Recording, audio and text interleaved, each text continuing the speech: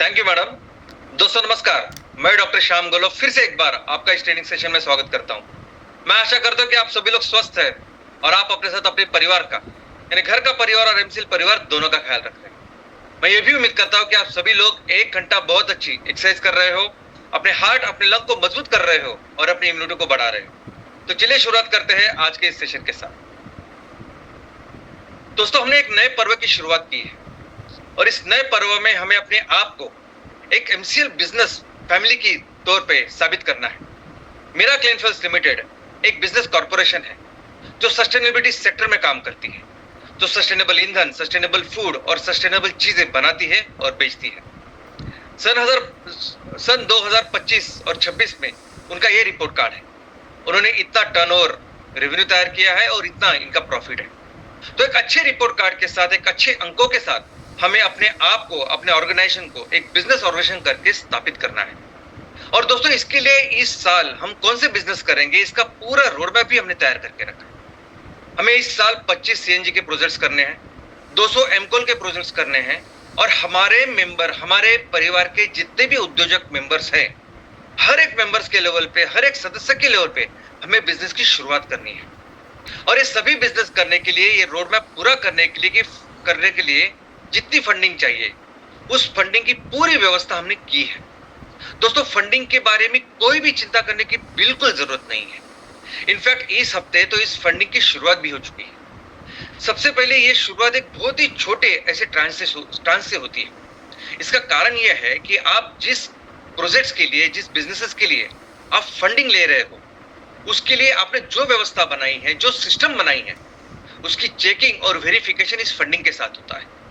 आपके अकाउंट से लेके जिस अकाउंट से आप बिजनेस के लिए उसको इसका इस्तेमाल करो, उसकी व्यवस्था, उसकी अकाउंटिंग, उसकी ऑडिटिंग, उसका यूटिलाइजेशन प्लान और आप जिस तरह से रिपोर्टिंग करोगे, ये पूरी व्यवस्था, इसकी चेकिंग और इसका वेरिफिकेशन होता है एक स्मॉल अमाउंट के साथ, पहले ट्रांच के साथ। और दोस्तों आने वाले दिनों में फिर ये ट्रांच बढ़ता जाएगा और ऑफ कोर्स इस ट्रांच के साथ हमारे बिजनेसेस भी बढ़ते जाएंगे।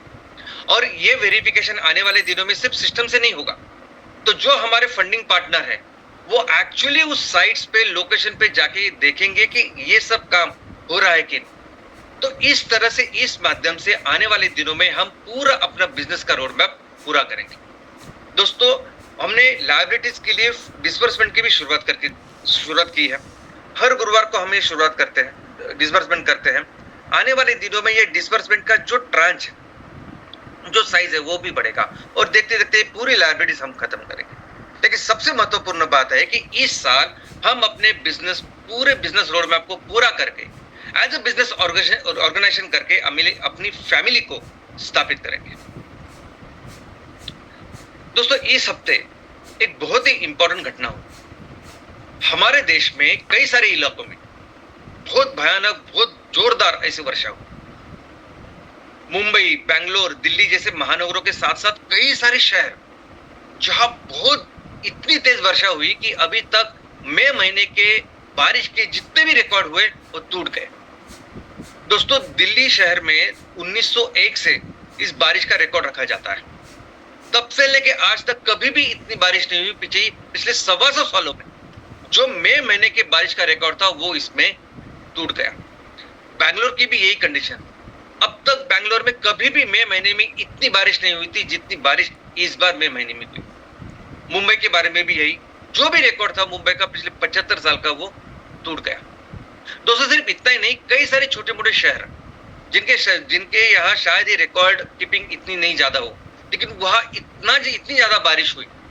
कई सारे ग्रामीण इलाकों में बारिश हुई, ऐसे इलाके जहां पानी की किल्लत थी, लेकिन इस बारिश की वजह से वहां छोटे मोटे डैम भर गए, छोटे मोटे तालाब भर गए, पानी की पूरी समस्या निकल गई। इस तरह की बारिश इस पूरे भारत के कई सारे इलाकों में हुई। दोस्तों और इस बारिश ने कई सारे नए रिकॉर्ड कायम किए। सबसे पहला तो रिकॉर्ड है कि उसने अभी तक मई महीने में कभी भी इतनी बारिश नहीं हुई, उस बारिश के सभी रिकॉर्ड उसे तोड़ दिए, एक नया रिकॉर्ड बनाया। लेकिन उसी के साथ साथ मई महीने में एक दिन में इतनी बारिश होनी चाहिए, उसके सभी रिकॉर्ड भी इसे तोड़ दिए। कई सारे ऐसे लोकेशन है, कई सारे ऐसे छोटे शहर है कि जहां मानसून के सीजन में भी इतनी बारिश नहीं होती जितनी बारिश इस बार मई महीने में हुई। दोस्तों, हमारे देश के हवामान विभाग ने ये कहा है कि ये जो बारिश हुई, ये बारिश मानसून की बारिश है। तो अगर मानसून की भी बात करते हैं तो मानसून की बारिश में भी उसने कई सारे रिकॉर्ड बनाए।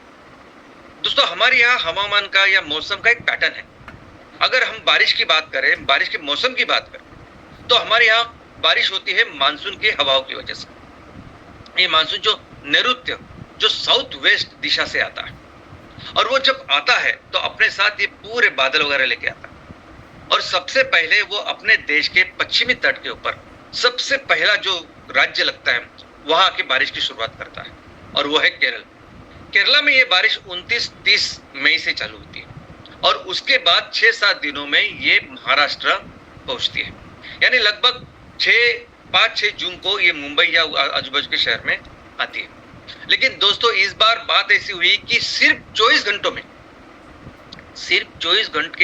के अंदर, एक दिन के अंदर ये बारिश केरला से निकल के मुंबई पहुंची। इतनी तेज गति कभी भी मानसून की हवा में देखी नहीं गई। दूसरी बात, जितना एरिया इसने कवर किया, इस एरिया कवरिंग का भी उसने एक बनाया रिकॉर्ड स्थापित किया। बहुत बार ऐसे होता है कि कोस्ट को पहले बारिश होती है और धीरे धीरे करके वो इंटीरियर में जाती है। लेकिन इस बार कोस्ट हो या इंटीरियर पार्ट हो, हर जगह जोरदार बारिश हो, एक साथ बारिश हो। तो कई सारे रिकॉर्ड इस बारिश ने कायम किए।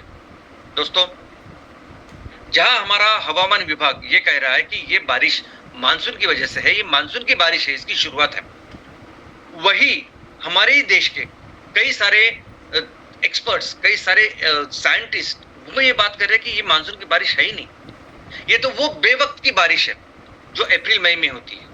और ये बात सिर्फ हमारे देश के कुछ एक्सपर्ट्स नहीं, साइंटिस्ट नहीं, लेकिन दुनिया के कई सारी अंतरराष्ट्रीय संस्था, उन्होंने भी ये बात कही, चाहे वो ब्रिटेन की हो या यूएस की। उन्होंने कहा कि ये बारिश मानसून की है ही नहीं, ये बारिश तो वो बारिश है जो हम अप्रैल मई में जिसका अनुभव लेते हैं। ये गर्मी की वजह से जो बारिश होती है बेवक्ती, ये वो बारिश है।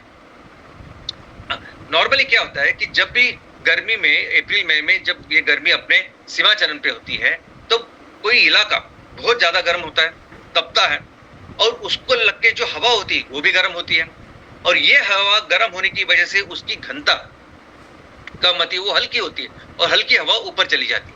तो वो जो एरिया होता है वहां लो प्रेशर एरिया क्रिएट होता है। अभी इस लो एरिया प्रेशर में आजू बाजू के एरिया में जो हवा होती है, या हाई प्रेशर होता है एयर का, वो बहुत जोर से आता है। जितना ज्यादा प्रेशर का डिफरेंस होता है उतनी जोर से वो हवा आती है, और जब वो हवा आती है तो उस हवा का टेम्परेचर और जो गर्म हवा का टेम्परेचर, उन दोनों में जो फर्क होता है, उसकी वजह से वहां बादल का निर्माण होता है।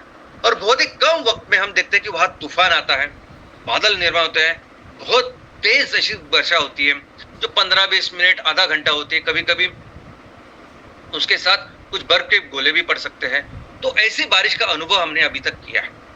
लेकिन सभी जो अंतरराष्ट्रीय संस्था या जो इंडिपेंडेंट साइंटिस्ट इसके ऊपर काम करे, उनका ये कहना है कि इस बार जो कम दबाव का जो प्रेशर, कम दबाव का जो एरिया तैयार हुआ, बहुत बड़े इलाके में इस देश में तैयार हुआ, और यही कारण है कि बहुत तेज गति से ये हवाएं आए और इतनी बड़ा उसने बारिश की। यानी उन्होंने कहा कि ये मानसून है ही नहीं, ये तो उस कम दबाव की वजह से, वो गर्मी की वजह से जो हवा ऊपर गई, उसकी वजह से दबाव तैयार हुआ कम प्रेशर का, और उसके वजह से ये हवा है।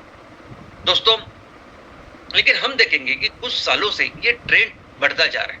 ये हम देख रहे हैं कि पिछले साल 2024 में हमने देखा कि इस बेवक्त बारिश ने, मानसून के पहले बारिश ने कई सारी जगह पे बहुत बड़े बड़े ऐसे बर्फ गिराए थे, और कई बहुत बड़ा नुकसान एग्रीकल्चर का हुआ था। लेकिन उसके पहले भी 2023-2022 की अगर हम बात करें, तो पिछले 3-4 सालों से ये ट्रेंड बढ़ता जा रहा है। यानी धीरे धीरे हम देख रहे हैं कि बेवक्त की जो बारिश है वो बढ़ती जा रही है, उसकी फ्रीक्वेंसी बढ़ती जा रही है, उसकी इंटेंसिटी बढ़ती जा रही है। ये जो बर्फ के गोले कभी कभार पड़ते थे, वो पिछले साल, उसके पिछले साल बहुत ज्यादा बढ़ गए, और इस साल तो ऐसी बारिश हुई कि तो समझ में नहीं आ रहा है कि बेवक्त की बारिश है या मानसून की बारिश है। तो इस तरह से सालों साल अब ये ट्रेंड बढ़ता जा रहा है। लेकिन दोस्तों, कारण कुछ भी हो, इसका बहुत बड़ा परिणाम हमारे देश के आर्थिक और सामाजिक व्यवस्था पे हो सकता है। सबसे पहले तो